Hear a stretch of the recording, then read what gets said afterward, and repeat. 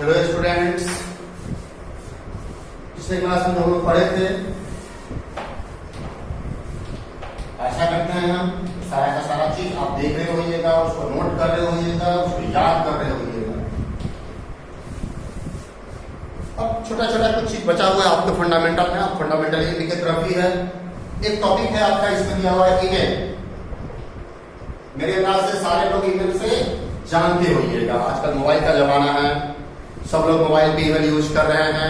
Networking का जमाना है, नेटवर्क का जमाना है, इंटरनेट का जमाना है। ईमेल फुल फॉर्म क्या है ईमेल का, बताइए आप लोग। Electronic mail.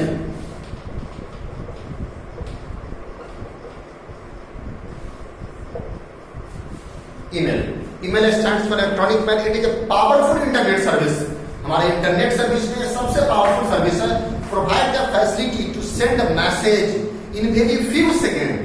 मतलब एक सर्टेन सेकंड में डेटा को हम एक जगह से दूसरे जगह भेज सकते हैं। जितने सारे यूजर्स मेल को यूज करते हैं, सबका अपना एक ईमेल एड्रेस होता है और वो ग्लोबल ईमेल एड्रेस होता है। मतलब उस ईमेल एड्रेस को आप कहीं भी यूज कर सकते हैं।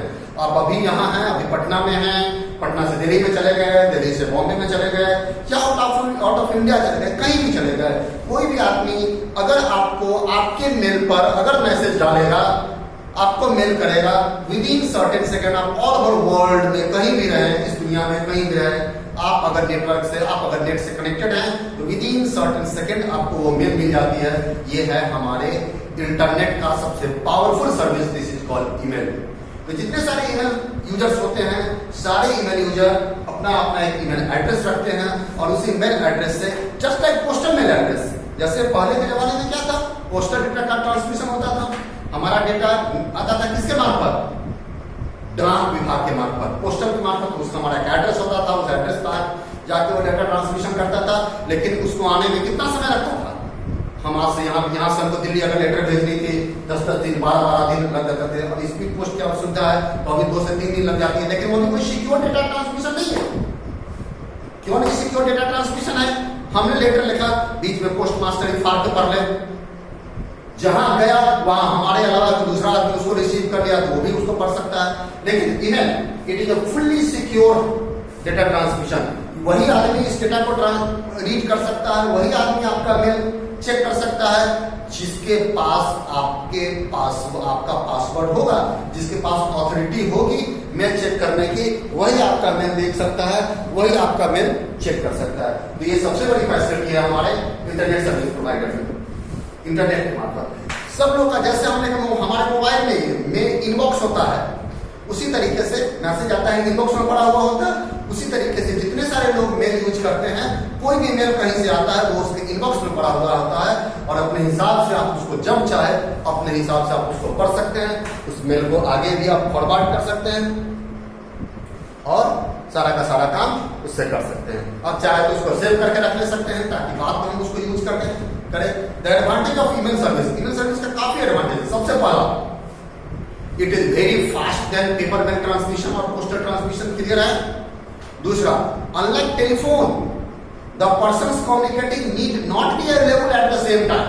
जैसे हम फोन से मोबाइल से ट्रांसमिशन करते हैं, किसी को फोन लगा वो अभी एक्टिव नहीं है, वो अभी सोया हुआ है, उसका मोबाइल बंद है, तो क्या बात हो पाएगी? नहीं बात हो पाएगी। लेकिन मेल में फैसिलिटी नहीं है। हम उसको मेल कर दिए, वो सोया हुआ हो, जगा हुआ हो, कहीं भी हो, उसको मेल चला गया, वो जब चेक खोलेगा मेल उसके सामने में पड़ा हुआ रहेगा।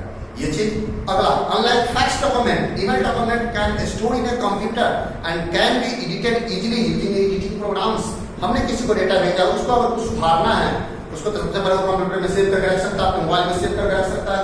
अगर उसको कुछ सुधारना है तो इजीली वो उसको सुधार भी सकता है, एडिटिंग भी कर सकता है। साथ में email data is very secure at security point of view. ये काफी सिक्योर होता है सिक्योरिटी पॉइंट ऑफ व्यू से। जितने सारे ईमेल एड्रेसेज होते हैं, ईमेल एड्रेस में कुछ पार्ट होता है, वो आप जानिए। जैसे हम आपको एक ईमेल एड्रेस देते हैं यहाँ पे, जैसे हम अपना ईमेल एड्रेस दे रहे हैं आपको, avanishsir@gmail.com। देखते हैं बहुत सारे लोग जीमेल पे ही बनाते हैं। जीमेल है, रेडिट मेल है, याहू मेल है, बहुत सारे। इसमें क्या क्या है वो जानिए। तो ये तो है हमारा, ये इतना पार्ट, ये कहलाता है यूजर नेम।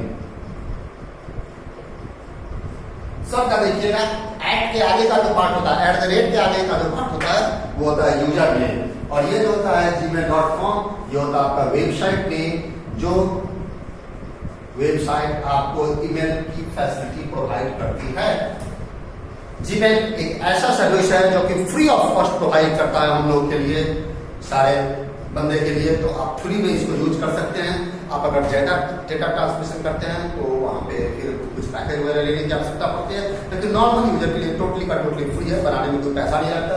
आप 2, 4, 10 जितना चाहेंगे बना सकते हैं। वैसे एक ईमेल रखिए हमेशा के लिए, जैसे हमारा ये ईमेल एड्रेस है avnish@gmail.com, जिसमें ये क्या है हमारा यूजर नेम और ये क्या है हमारा वेबसाइट नेम। ये जब भी आप बनाइएगा तो आपको सिर्फ ये बनाना पड़ता है, ये ऑटोमेटिकली जुड़ के आ जाता है जहाँ भी आपका ईमेल होता है। क्लियर? तो हमको लगता है ईमेल आप लोग सीख गए होइएगा। ईमेल की तरह ही एक और आपका एक छोटा सा चीज है, इसी कॉल्ड टेलीटेक्स्ट। ये क्या है वो जानिए। टेलीटेक्स्ट, टेलीटेक्स्ट होता है टेलीफोनिक टेक्स्ट। नेक्स्ट पॉइंट आपका दिया है टेलीटेक्स्ट। टेलीटेक्स्ट क्या है? टेलीटेक्स्ट जस्ट एक टेलीफोनिक टेक्स्ट, या आप उसको सीधा कर सकते हैं एसएमएस। हम लोग मोबाइल पे एसएमएस करते हैं ना, वही हमारा टेलीटेक्स्ट है। हमको नहीं लगता इसके बारे में कुछ बताने की आवश्यकता है, ज्यादा डिफाइन करने की आवश्यकता है। सारे लोग एसएमएस सर्विस यूज करते हैं। जैसे हम लोग ईमेल में इनबॉक्स था, उसी तरीके से हमारे मोबाइल में मैसेज बॉक्स में एक ईमेल बॉक्स होता है, मेल बॉक्स होता है, और उस मेल बॉक्स में इनबॉक्स होता है। और इस इनबॉक्स में जितने भी मैसेज आते हैं वो सारा का सारा मैसेज हमारा स्टोर होता है। और टेलीकम्युनिकेशन कंपनी, जितनी सारी कंपनी है, सारी कंपनी टेलीटेक्स्ट और एसएमएस की फैसिलिटी प्रोवाइड करते हैं। पहले ये सब सुविधा नहीं था, आज से 20 साल पहले जाइए ये सब सुविधा नहीं था, लेकिन आजकल ये सब सुविधा है। आपका प्रॉपर इनबॉक्स है, आप इनबॉक्स में अपने डेटा को रख सकते हैं, चाहे तो आप उसको रख सकते हैं, चाहे तो डिलीट कर सकते हैं, चाहे तो उसको आगे आप फॉरवर्ड कर सकते हैं। This is called teletext. उसके बाद आपका हमारा है टेलीकॉन्फ्रेंसिंग। टेलीकॉन्फ्रेंसिंग देखते हैं, लोग बात करते हैं मोबाइल पे और लोग कॉन्फ्रेंस में ले लेते हैं। भाई एक को दूसरे 2-3 लोग एक साथ मिलकर जो बात करते हैं वही हमारा क्या कहलाता है? टेलीकॉन्फ्रेंसिंग। पहले टेलीकॉन्फ्रेंसिंग की फैसिलिटी प्रोवाइड नहीं करती थी हमारा क्या कहते हैं मोबाइल प्रोवाइडिंग कंपनी, जो हमारी जो मोबाइल प्रोवाइडेड कंपनी सर्विसेज है वो पहले सब फैसिलिटी नहीं प्रोवाइड करते थे, लेकिन धीरे धीरे धीरे धीरे सब फ्री हो रहा है। सारा का सारा चीज टेलीकॉन्फ्रेंसिंग, कॉन्फ्रेंस में जो हम कई लोग आपस में बात करते हैं वो हमारा टेलीकॉन्फ्रेंसिंग है। और इसके साथ ही हम लोग देखें वीडियो कॉन्फ्रेंसिंग। आजकल वीडियो कॉन्फ्रेंसिंग के माध्यम सारा का सारा काम हो रहा है। वीडियो कॉन्फ्रेंसिंग देखते हैं ऐप बड़ा ही आजकल फेमस है, जैसे जूम ऐप। जूम ऐप पे बहुत जगह क्लासेज भी हो रही है अभी। जूम ऐप के मार्फत हो सके तो हम भी आपको पढ़ा लें, लेकिन जूम ऐप हम सिक्योर नहीं है। हमारे गवर्नमेंट ऑफ इंडिया ने मिनिस्ट्री ऑफ हेल्थ का जो मिनिस्ट्री ऑफ ह्यूमन अफेयर्स जो आपका गृह मंत्रालय है उसने आपको कहा कि भाई जूम ऐप आपका सिक्योर नहीं है, इसलिए हम आपको जूम ऐप से नहीं पढ़ा रहे हैं, इसके मार्फत पढ़ा रहे हैं आपको। जैसे दूसरे कॉलेज में हम जूम ऐप से पढ़ाते भी हैं। तो ये वही वीडियो कॉन्फ्रेंसिंग के मार्फत से जूम ऐप पे काम होता है। एट ए टाइम कई लोग एट ए टाइम कॉन्फ्रेंस में बैठ सकते हैं और सारा का सारा चीज हो सकता है, और इंटरनेट के मार्फत आप जूम ऐप पे काम कर सकते हैं। ठीक, तो जितने सारे ये आजकल ये भी एक इंटरनेट का बहुत बड़ा हमारा फैसिलिटी है, जिसकी वीडियो कॉन्फ्रेंसिंग। तो ये आपका ये है, तो ये सब चीज जो है आप देख लीजिएगा अपना। उसके बाद आपको कुछ प्रोग्रामिंग कंसेप्ट है आपका नेक्स्ट चैप्टर प्रोग्रामिंग कंसेप्ट। तो हम सोच रहे हैं कि प्रोग्रामिंग कंसेप्ट आपको आज ही स्टार्ट कर दें। तो देख लीजिए, समझाते हैं इस बार कुछ आपका आगे भी बढ़ेगा सिलेबस।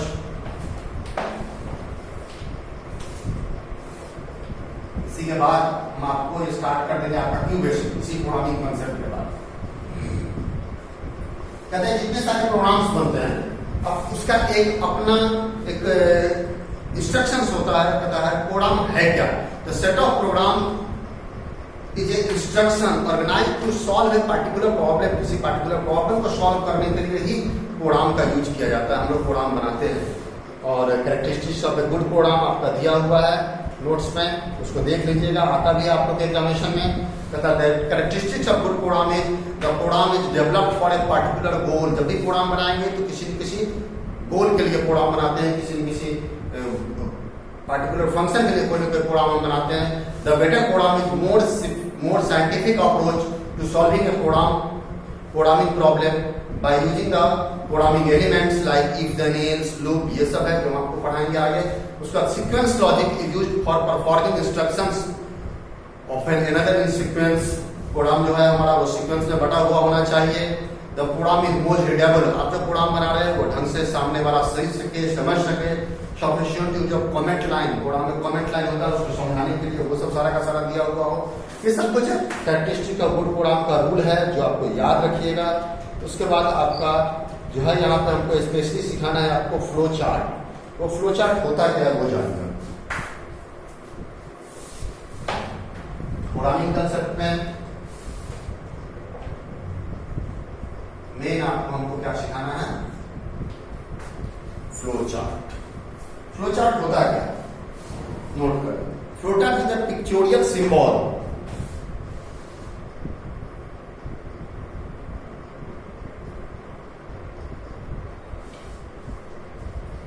फ्लो चार्ट जो है वो क्या है, जस्ट आप कह सकते हैं कि it is a symbolic representation of our program. किसी भी प्रोग्राम का जो सिंबॉलिक रिप्रेजेंटेशन होता है वही फ्लो चार्ट कहलाता है। फ्लो चार्ट का कोई सिंबल है आप याद रखिए, सिंबल्स ऑफ फ्लो चार्ट। पहला ऐसा सिंबल हम लोग यूज करते हैं स्टार्ट और इन के लिए। ऐसा पैरेललोग्राम जो है हमारा समानांतर चतुर्भुज, इनपुट और आउटपुट के लिए।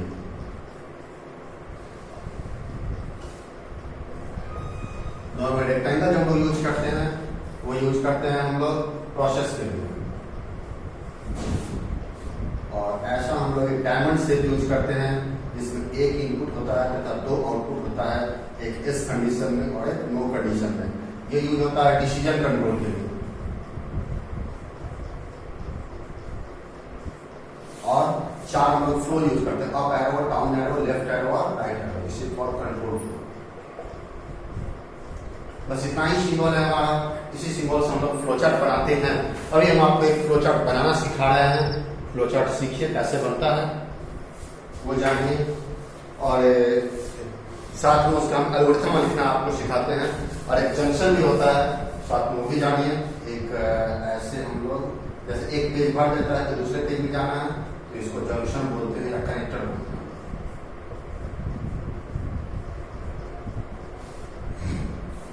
ये हम लोग अभी देखेंगे। तो अभी हम आपको दिखाते हैं। क्वेश्चन लिखते हैं यहाँ पे,